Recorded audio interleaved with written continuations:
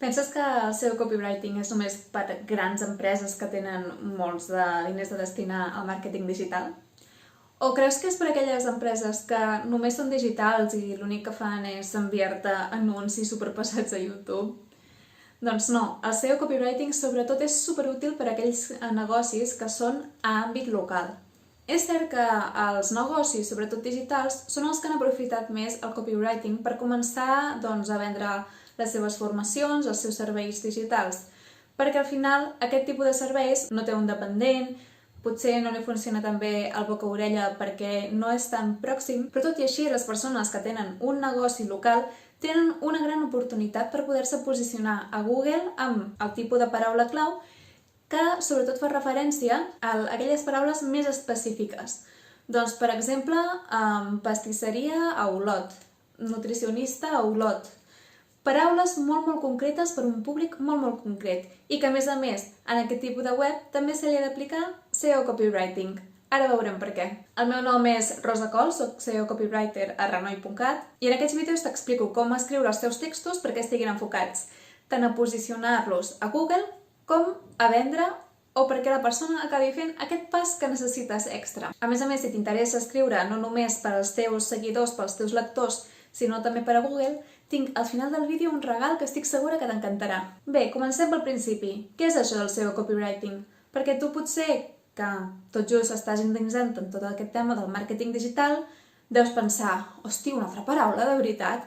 Quantes n'hi ha d'haver en màrqueting digital? Però posem-ho fàcil. Bàsicament el SEO copywriting consisteix en escriure textos que estiguin pensats tant per al teu client final com sobretot pels tecnicismes i el que demana Google o altres cercadors com Bing per posicionar-te als cercadors en primeres posicions. Això té molts beneficis. Per exemple, que la gent de la teva zona que busqui el teu servei doncs et trobi a tu com a primera opció. Tanmateix, un cop t'ha trobat, és només la primera part de la feina. Quan entra a la teva web ha de veure que realment tu ets l'opció adequada. I com ho fas això? Doncs a través de textos que realment empatitzin amb els seus problemes i expliquin com els solucionaràs. Només per posar uns exemples perquè comencis a fer-te una idea de quin tipus de negocis poden utilitzar el SEO copywriting. Doncs, per exemple, nutricionistes, gimnasos, centres de ioga, veterinaris, advocats, restaurants, cases rurals... En fi, al final, en resum, és aquell tipus de negoci que la majoria de vegades fa el seu servei de manera presencial. Perquè sí, és veritat, a nivell local el boca-orella funciona molt i per això és supernecessari que treballis l'experiència amb el client. Però estic segura que hi ha un munt de persones que necessiten el teu servei i que igualment estan buscant a Google i tu potser no hi ets. Vale, anem per pams. Primer parlarem sobre el SEO, sobre el posicionament SEO. Què pots fer tu des de casa teva o des del teu negoci per intentar posicionar millor a Google, per paraules clau, sobretot, que et serveixin a l'hora de vendre. Perquè el SEO al final pot ser molt llarg, molt llarg. Més llarg inclús que el forat d'Alicia al País de les Meravelles. Però fem-ho fàcil. Què fas quan busques a Google? Normalment utilitzes una paraula, oi? Doncs aquella paraula també l'utilitzen un munt d'altres persones. L'únic que hi ha paraules que s'utilitzen més i hi ha paraules que s'utilitzen menys. Doncs una de les feines dels SEOs és bàsicament identificar quines són d'aquestes dues paraules les que es busquen més. Per exemple, un exemple pràctic és que, tot i que molta gent utilitza pastel, realment molts cops el que fa és buscar tarta. Gràcies a això, als SEOs podem trobar paraules clau que poden ser molt bones pel teu negoci perquè tenen cerques, no tenen una dificultat baixa i a més són rellevants pel teu negoci i d'aquesta manera podem decidir crear contingut específic per cobrir la necessitat d'aquesta paraula clau. És a dir, que quan una persona busqui aquesta paraula clau, tu estiguis allà, a primera posició. Entenc que potser has fet algun curs, has vist vídeos relacionats amb el SEO i has pensat, jo no ho poso aquí ni de conya. Bueno, jo et recomano que facis unes quantes accions inicials com a mínim per començar a treballar la pàgina web enfocada cap aquí. Per exemple, la primera acció que pots fer, que et resultarà molt fàcil, és editar el titular de la teva pàgina web. En vez de posar una frase inspiradora, que també és important fer-ho per al tema del copywriting, intenta que sobretot inclogui la teva paraula clau principal. Per exemple, nutricionista a Olot.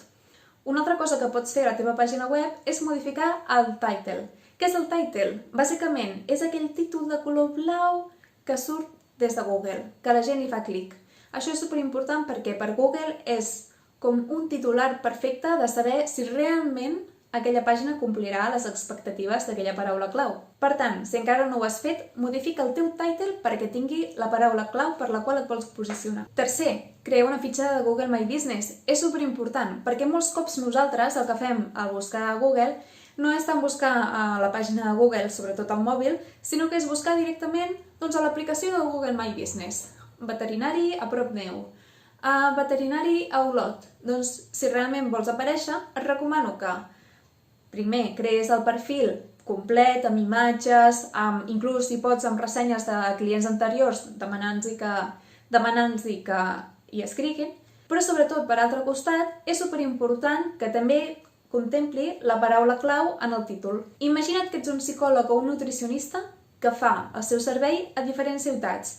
Per exemple, dilluns i el dimecres estàs a Figueres, dimarts i dijous estàs a Girona i el divendres te'n vas a Barcelona. Què pots fer en aquests casos? Doncs en aquests casos el que pots fer és crear una pàgina per a cada localitat per poder respondre a aquesta paraula clau. Per exemple, tindries una pàgina que seria psicòleg a Figueres, psicòleg a Olot, psicòleg a Barcelona, psicòleg a Girona. Crec que ens hem entès, oi? Això sí, és superimportant que quan facis aquestes pàgines intentis no copiar i enganxar el contingut, perquè si no, si fas això, Google el que pot detectar és que és contingut duplicat i et pot acabar penalitzant. Jo et recomano que et facis un petit resum dels serveis que ofereixes, però que ho facis canviant una mica la manera d'explicar-ho. I superimportant també per posicionar Google és tenir en compte quins enllaços d'altres pàgines web t'estan enfocant a la teva. I com pots fer-ho això? Doncs, per exemple, d'una manera tan fàcil com col·laborar amb mitjans, amb diaris, revistes, la ràdio local, explicant què ofereixes, a qui ajudes i, a més d'afavorir-te a través de les relacions públiques, també t'ajudarà a guanyar un enllaç i Google tindrà encara més rellevància per a aquella zona perquè veurà que actues en un àmbit local. Però te n'hauràs adonat que no només estem treballant el SEO aquí, sobretot estem treballant el copywriting, perquè, com sempre dic, no només compten ser el primer a la llista de Google, sinó que la persona, un cop hi entri, ha de convèncer que sí, que tu ets realment la persona ideal per ajudar-la. I el copywriting, com et pot ajudar a destacar a nivell local el teu negoci? Bé, de moltes maneres, i és que, de fet, com més específic és el públic, més joc pots donar-li al copywriting. Per exemple, pots utilitzar l'argot de la zona. A vegades no ens atrevim a utilitzar certes paraules perquè diem, bueno, això no és del tot correcte, no és el que al final els mitjans centralistes utilitzen. És igual, tu utilitza-ho. Això no és una redacció de l'escola, sinó que és parlar directament als teus consumidors. Per exemple, aquí a la Garrotxa, on visc, s'utilitza molt l'expressió tau-tau, que bàsicament vol dir més o menys. Doncs, bueno, els meus textos, si estigués enfocat als garrotxins, segurament l'utilitzaria perquè al final és una picadeta d'ullet que, bueno, et sents més proper. L'idioma. Si estàs a Catalunya, sisplau, parla en català. Si t'enfoques a un públic que parla català, esclar.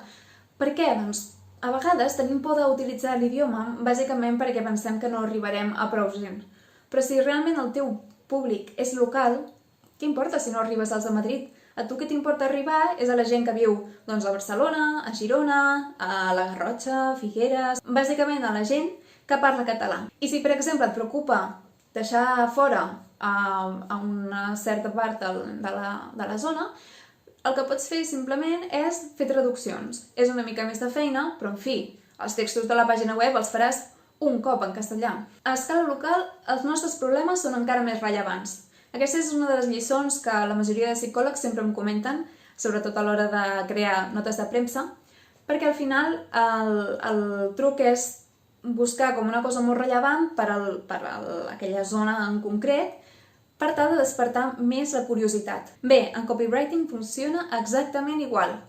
Si hi ha una cosa que saps que la teva zona, sigui Catalunya, sigui Madrid, sigui al final a Espanya en general, o inclús si és una comarca molt concreta i saps que hi ha dades superrellevants per a aquesta comarca, utilitza-les perquè això farà que sigui encara més rellevant per la persona que et llegeix. Un altre consell és que si, per exemple, tens una web en més d'un idioma però el públic canvia, no et tallis. En vez de fer només una traducció, doncs intenta adaptar el missatge per a cada una d'aquestes persones. Per exemple, si jo tingués una botiga de productes catalans, què faria? Per les persones d'aquí enfocaria un missatge molt més tradicional, d'aprofitar el comerç local, etc. I en canvi, potser la versió castellana el que faria seria enfocar-ho a turistes, a gent que estan interessades en la cultura catalana però no són d'aquí. Veus, l'enfoc és una mica més diferent, però sobretot al final el que m'interessa a mi és conèixer molt bé el públic al que em dirigeixo per poder crear missatges que realment siguin impactants. I per altre costat, no t'oblidis que, sobretot des que va passar tot el tema de la pandèmia, el comerç local ha agafat molta més rellevància, així que juga-ho al teu favor. Fins ara he parlat de SEO copywriting. Per què? Doncs perquè bàsicament és la meva especialitat. Però el copywriting, la redacció persuasiva, al final, la redacció publicitària, pot anar molt més enllà de la pantalla. Per exemple, si tens una botiga, el que pots fer són petits cartellets que siguin divertits o que estiguin en relació a la personalitat que té la teva marca, per fer l'experiència de compra molt més agradable. Per altre costat, també pots crear flyers, cartells, inclús esdeveniments en què tota la comunicació estigui enfocada en aquest públic local. I mai em cansaré de dir-ho. Una de les claus més importants és treballar molt bé la teva identitat verbal, és a dir, la personalitat de la teva marca, que al final és la que parla. És més rockera? És més sensible? És elegant? Com és la teva marca? Com la definiries amb un personatge de ficció?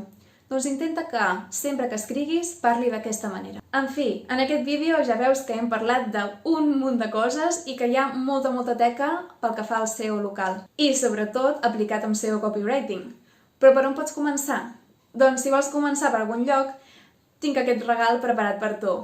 De fet, és aquest d'aquí. És una guia de SEO copywriting on t'ensenyo quines són les claus de Google a l'hora de posicionar la teva pàgina web, el pas a pas per aprendre a tocar els teus textos i que posicionin a Google, com pots triar les millors paraules clau per al teu negoci, i en aquest cas el teu negoci local, una llista completa de quins són els principals elements del SEO que hauries de tocar per poder posicionar-te al cercador, i, com que sé que molts de vosaltres sempre m'ho demaneu, la meva biblioteca preferida d'eines SEO que utilitzo en el meu dia a dia. Si vols descarregar-te-la, tens l'enllaç aquí baix, a la descripció. Moltes gràcies per haver estat una setmana més aquí, per descobrir com pots posicionar la teva pàgina web amb SEO local. Espero que et siguin superútils aquests consells, i si tens un negoci local m'encantaria que comentessis quin és aquí baix als comentaris perquè tots el coneixem. Una abraçada!